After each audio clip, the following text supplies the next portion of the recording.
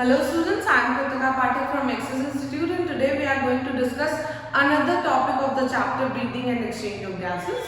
In the previous video we had discussed in detail about all the organs that were involved in the process of breathing. In this video we are going to learn about the physiology of breathing. So this physiology of breathing is divided into three different processes. The first one is external respiration. What does this external mean? This external respiration includes the atmospheric gases or the gases that we inhale or exhale from our body with the respect of the external atmosphere. So we inhale oxygen rich gases that comes from the external atmospheric gases to our lungs, and from our lungs we exhale the carbon dioxide rich gas to the external environment. So including this environment we term this kind of respiration as external respiration. In internal respiration, the oxygen that we had inhaled was into the lungs get transported into the tissue with the help of tissue and with the help of fluid or blood, and after the transportation this oxygen rich gases reach to the tissue or body cells, and from the cells the carbon dioxide that has been present on the cells gets transported up to the lungs. This was the internal respiration. And cellular respiration includes the oxidation of cellular fluids.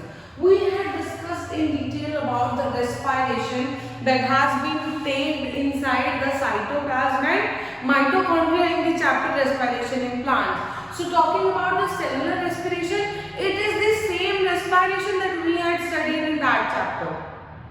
That means cellular respiration includes glycolysis, Krebs cycle and ETS cycle. All the cellular respiration includes all these processes. That means generation of energy. So by using this atmospheric gases, cells are using those oxygen to metabolize the glucose that we had taken in the form of our food to generate energy. Alright. So this cellular respiration, oxidation of cellular fuels. That means fuels, what does that fuel mean? That means the glucose that we are taking inside our body, or the protein or the fats that have been metabolized by using this oxygen that we had inhaled. Now the process of breathing includes what are the organs and how do we inhale. Let's understand that in detail. Alright. So this is the mechanism how we breathe. Alright. A breathing involves two stages, inspiration and expiration. So we have to study in detail both these processes, inspiration and expiration. Let's discuss both these processes one by one. Inspiration is the movement of air into our body. That means from atmospheric air, when we inhale the oxygen rich gas inside our body, that is known as inspiration, and when we exhale the carbon dioxide rich gas out of the lungs, that is known as expiration. But the question is, how does this inspiration and expiration occurs? This inspiration and expiration occurs on the basis of pressure gradient. That means a pressure has been created that allows the movement of gases, and we already know that the gaseous molecules move from high pressure to low pressure conditions. That means if we are inhaling, we could say that the pressure outside the atmosphere must be high so that it has moved to the low pressure, that means inside our lungs. And if we are exhaling, the carbon dioxide pressure of the gas inside the lungs must be high as compared to the atmospheric air. That is the reason why we exhale carbon dioxide. So on the basis of pressure gradient, this inhalation and exhalation has been taking place between the lungs and the atmosphere. So we have to remember two different muscles that takes place in the mechanism of breathing, and it is very necessary to always remember these processes and which muscles has been taking place in both these mechanisms, because always a kind of confusion has been created. As you can see that in inspiration external intercostal muscles are involved, and in expiration internal intercostal muscles are involved. So generally you could make a mistake कि inspiration है तो internal वाला होगा और expiration है तो external वाला होगा, बट ऐसा नहीं है, इसमें एकदम ऑपोजिट चीजें होती है, ठीक है। एक्सटर्नल इंटरकोस्टल मसल्स इंस्पायरेशन में इन्वॉल्व होती है और इंटरनल इंटरकोस्टल मसल्स एक्सपायरेशन में इन्वॉल्व होती है। कैसे इन्वॉल्व होती है आइए देखते हैं। देखो पहले हमें इंस्पायरेशन पढ़ना है, तो सबसे पहले क्या होगा, जो रेडियल मसल्स है वो कॉन्ट्रैक्ट होंगे और हमने लास्ट क्लास में पढ़ा कि ये जो डोम शेप्ड डायाफ्राम है, ये डायाफ्राम अभी इस तरह है, डोम शेप, ओके। और जब हमें इनहेलेशन करना है तो ये फ्लैट हो जाएगा, ये मैंने लास्ट क्लास में भी बताया था। तो dome shape diaphragm shifted below, या फिर ब्रैकेट में क्या लिखा हुआ है कि फ्लैट हो जाएगा, यानी कि ये डायाफ्राम फ्लैट हो गया। अब इसके फ्लैट होने की वजह से मैंने अभी पढ़ाया कि external intercostal muscles these are involved in inspiration. तो ये जब इंस्पायरेशन होना है तो ये मसल्स कॉन्ट्रैक्ट करेंगे, जिसकी वजह से हमारा जो रिब्स है, sternum is the breast bone that comes outward. जब हम इनहेल करते हैं तो ये चेस्ट कैविटी इंक्रीज होती है, इसी वजह से, क्योंकि हमारा रिब्स और स्टर्नम ये बाहर की तरफ आ जाता है, जिसकी वजह से चेस्ट कैविटी इंक्रीज हो गई, लंग्स एक्सपैंड हो गए। देखो लंग्स को एक्सपैंड होने के लिए कितनी जगह मिल गई, ये डोम शेप डायफ्राम था, ये फ्लैट हो गया तो लंग्स नीचे आ गया, रिब्स थोड़े बाहर हुए तो लंग्स और बाहर की तरफ भी निकला, यानी कि इस साइड से भी लंग्स की कैविटी इंक्रीज हो रही है और नीचे साइड से भी इंक्रीज हो रही है, जिसकी वजह से एयर का प्रेशर, जितना बड़ा लंग्स उतना कम pressure, larger the area lesser the pressure. तो एयर प्रेशर लंग्स में कम हो गया, लंग्स में एयर प्रेशर कम होने की वजह से इस प्रेशर को इक्वलाइज करने के लिए फंक्शन फोर्स डेवलप होता है, जिसकी वजह से एयर जो है वो एटमॉस्फेरिक गैसेस से अंदर हमारे लंग्स में आ जाती है। ये मैकेनिज्म है, दो तीन चीजें याद रखनी है। पहला, एक्सटर्नल इंटरकोस्टल मसल्स का कॉन्ट्रैक्शन, रिब्स और स्टर्नम का आउटवर्ड एक्सपेंशन, डायाफ्राम नीचे की साइड आता है, जिसकी वजह से ये लंग्स की कैविटी जो है वो इंक्रीज हो जाती है और उसमें एक संक्शन फोर्स डेवलप होता है प्रेशर के कम होने की वजह से, जिसकी वजह से हाई एटमॉस्फेरिक प्रेशर में जो गैसेस है वो ट्रैवल करती हैं लो प्रेशर में, जो कि लंग्स में है और हम इनहेल कर लेते हैं। जब हमने इनहेलेशन पढ़ लिया तो एक्सहेलेशन हमें तुरंत से समझ में आ जाएगा। जितनी चीजें हुई उसका जस्ट अपोजिट होगा। हमने उधर क्या पढ़ा, रेडियल मसल्स कॉन्ट्रैक्ट करेंगे, यहाँ पे रेडियल मसल्स रिलैक्स कर रही हैं। उसके बाद डायाफ्राम जो है वो डोम शेप था। Radial muscles are those muscles that are attached to the ribs and vertebral columns. So ये डायाफ्राम मसल्स जो है वो अभी फिर से फ्लैट से डोम शेप हो जाएंगी, जिसकी वजह से अभी हमने पढ़ा कि एक्सटर्नल रेस्पिरेशन में एक्सटर्नल इंटरकोस्टल मसल्स इंस्पायरेशन में इन्वॉल्व होती है और इंटरनल एक्स्ट्राकोस्टल मसल्स एक्सपायरेशन में इन्वॉल्व होगी। तो ये इंटरनल इंटरकोस्टल मसल्स कॉन्ट्रैक्ट करती हैं, जिसकी वजह से रिब्स और स्टर्नम वापस से अपनी पोजीशन गेन कर लेते हैं, यानी कि लंग्स की चेस्ट कैविटी क्या हो गई, कम हो गई, जिसकी वजह से लंग्स कंप्रेस हुए। जितना कम एरिया उतना हाई प्रेशर, और प्रेशर के बढ़ने की वजह से इसमें जो एटमॉस्फेरिक गैसेस है दैट वाज CO2, वो एटमॉस्फेरिक गैसेस बॉडी से बाहर चली जाएंगी।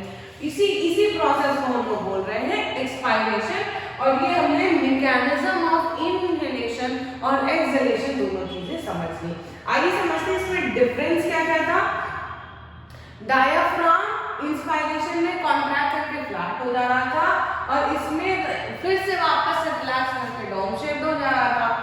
एक्सटर्नल इंटरकोस्टल मसल्स की मसल्स इंस्पायरेशन में कॉन्ट्रैक्ट कर रही है और एक्सपायरेशन में रिलैक्स कर रही है। इंटरनल इंटरकोस्टल मसल्स इंस्पायरेशन में रिलैक्स थी और उनका फंक्शन यहाँ पे था और वो एक्सपायरेशन में कॉन्ट्रैक्ट हो रही थी। रिब केज और स्टर्नम जो है वो इंस्पायरेशन में आउटवर्ड की तरफ मूव कर रहा था, अपवर्ड की तरफ मूव कर रहा था, जिसकी वजह से इसमें कैविटी इंक्रीज हो रही थी। और यहाँ पे एक्सपायरेशन जब करना था तो ये स्टर्नम डाउनवर्ड और इनवर्ड की तरफ मूव करने लगा। स्टर्नम इनवर्ड मूव किया और रिब केज जो है वो डाउनवर्ड मूव किया, जिसकी वजह से कैविटी डिक्रीज हो गई और एयर प्रेशर बढ़ गया। एयर प्रेशर लंग्स और थोरैक्स में बढ़ गया तो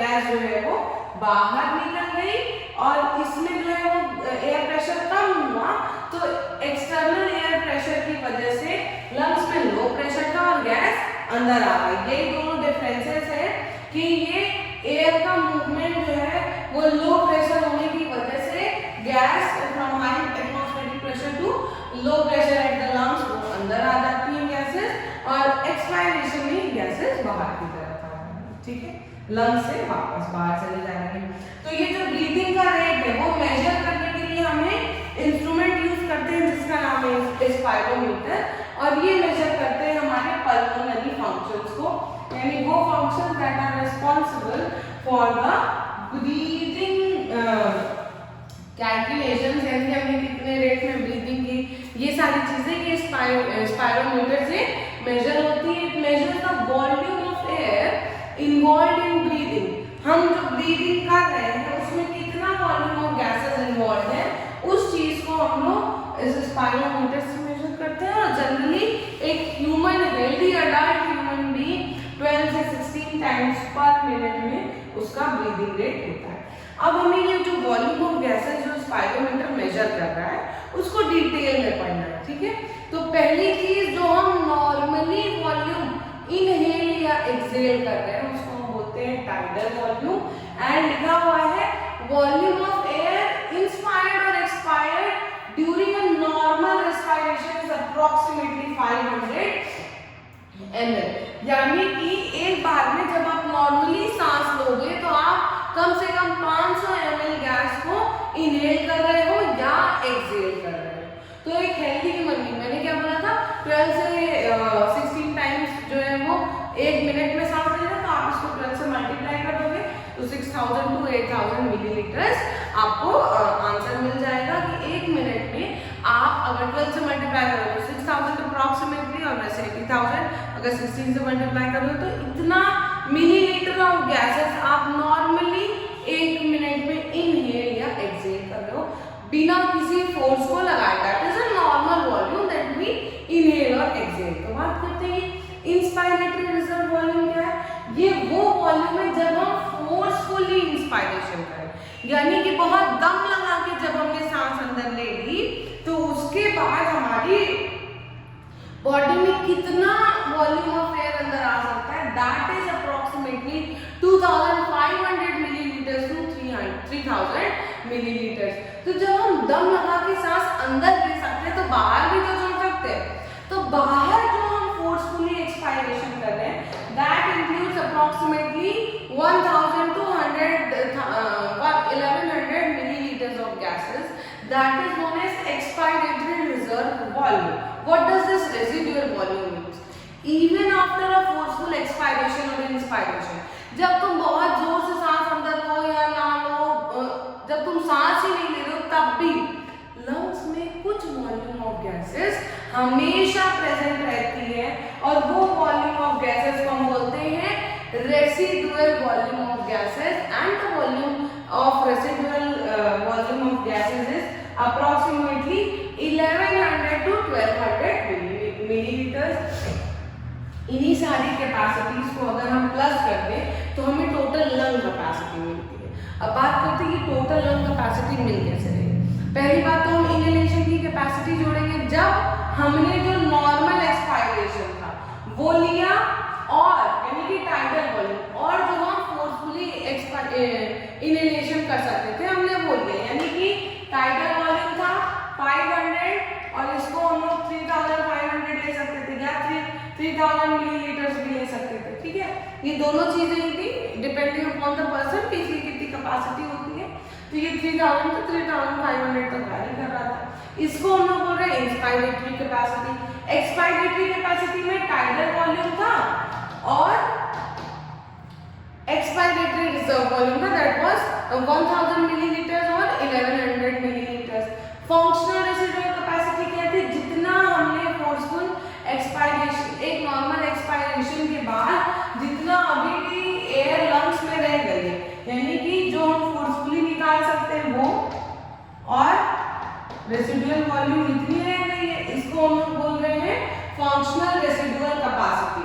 और इस वाइटल कैपेसिटी मतलब वो है जो हम एक फोर्सफुल एक्सपायरेशन के बाद ब्रीदिंग कर सकते हैं, जोर से ब्रीदिंग कर सकते हैं, उसको उसमें हम लोग ये वाइटल कैपेसिटी इंक्लूड कर रहे हैं, जिसमें expiratory reserve volume, tidal volume और इंस्पायरेटरी रिजर्व वॉल्यूम, ये तीनों चीजें जोड़ रहे हैं। टाइडल वॉल्यूम यानी कि नॉर्मल वाला जो हम बिना किसी फोर्स के इंक्लूड कर रहे हैं, ये वाला अप्रोक्सीमेटली इंस्पायरेटरी रिजर्व वॉल्यूम 1000 था और ये 1100 ले लेते हैं और यहाँ पे 3000 ले लेते हैं, ठीक है। तो ये तीनों को जोड़ लो तो आप अप्रोक्सीमेटली आपको 4600 तक वैल्यू आ रही है। ये हमारी टाइडल कैपेसिटी होती है। और इसी वैल्यू में अगर हम लोग ये रेसिडुअल वॉल्यूम भी ऐड करते, इसी वैल्यू में अगर हम लोग ये रेसिडुअल वॉल्यूम भी ऐड करते तो हमें हमारी टोटल लंग कैपेसिटी मिल जाएगी, दैट इज 5.8, ठीक है। ये हमारी लंग का टोटल लंग कैपेसिटी होता है। इस चीज को हम लोग ग्राफ में फिर से समझ लेते हैं कि ये जितना भी हमने पढ़ा उसको और इसलिए समझने के लिए आपको ये ग्राफ समझना जरूरी होगा। देखो अभी तक हमने क्या क्या पढ़ा, पहली चीज जो हमने पढ़ी थी वो टाइडल वॉल्यूम, इतना ये चीज जो है जो हम बिना किसी फोर्सफुल इनहेलेशन और एक्सहेलेशन के बिना किसी फोर्स के हम नॉर्मल जो इनहेलेशन एक्सहेलेशन कर रहे हैं उसे हम टाइडल वॉल्यूम कह रहे हैं। इसी में अगर हम फोर्सफुल इनहेलेशन एक्सहेलेशन कर दिए तो उसे हम एक्सपायरेटरी रिजर्व वॉल्यूम कह रहे हैं। और जब हमने फोर्सफुल इनहेलेशन एक्सहेलेशन किया तो अच्छा, इसमें मैंने इनहेलेशन एक्सहेलेशन, इसमें सिर्फ फोर्सफुल इनहेलेशन की बात है, एक्सहेलेशन इसमें है। और रेसिडुअल वॉल्यूम जब एक फोर्सफुल एक्सहेलेशन के बाद भी लंग्स में जो वॉल्यूम ऑफ गैसेस बच गई उसे हम रेसिडुअल वॉल्यूम कहते हैं। Inspiratory capacity, inspiratory reserve volume और टाइडल वॉल्यूम को मिला करके इंस्पायरेटरी रिजर्व कैपेसिटी होती है। और एक्सपायरेटरी रिजर्व वॉल्यूम और रेसिडुअल वॉल्यूम को मिला के फंक्शनल रेसिडुअल कैपेसिटी होती है। यानी कि जब फंक्शनल रेसिडुअल कैपेसिटी हम किसको बोल रहे हैं, जब एक नॉर्मल एक्सपायरेशन हो रहा है तो उसके बाद भी ये एक्सपायरेटरी रिजर्व वॉल्यूम और रेसिडुअल वॉल्यूम लंग्स में रह जा रहा है, जिसे हम फंक्शनल रेसिडुअल कैपेसिटी बोलते हैं। इन सब को जो बच गया उसको नहीं, रेसिडुअल वॉल्यूम छोड़ दो, ये 1200 जो रेसिडुअल वॉल्यूम है इसको छोड़ दो, तो बाकी जितना हम इनहेल एक्सहेल कर सकते हैं वो वाइटल ऑक्सीजन है, जो ऑक्सीजन या कार्बन डाइऑक्साइड है जिसे हम इनहेल एक्सहेल कर सकते हैं, तो इसे हम वाइटल कैपेसिटी कह रहे हैं। अभी मैंने बताया इन सबको जोड़ लो तो अप्रोक्सीमेटली इतनी वैल्यू आ रही होगी और इन सबको जोड़ लो तो आपको टोटल लंग कैपेसिटी मिल जाएगी, दैट वाज अराउंड 5800 मिलीलीटर। ये हमारी टोटल लंग कैपेसिटी है। आई होप आप लोगों को ये पूरे गैसियस वॉल्यूम्स का जितना भी प्लस माइनस प्लस करना है, कैसे कैसे फंक्शनल रेसिडुअल कैपेसिटी इंक्लूड हो रही है नहीं हो रही है, क्योंकि वाइटल में ये रेसिडुअल जो बच गया हम उसको कंसिडर नहीं करते। वाइटल मतलब जो हमारे शरीर के अंदर या बाहर आ जा सकता है, रेसिडुअल जो बच जाता है हम उसे कह रहे हैं। लेकिन लंग की टोटल कैपेसिटी में हम रेसिडुअल को भी इंक्लूड कर रहे हैं। I hope this must be clear after this video lecture. Thank you for the class.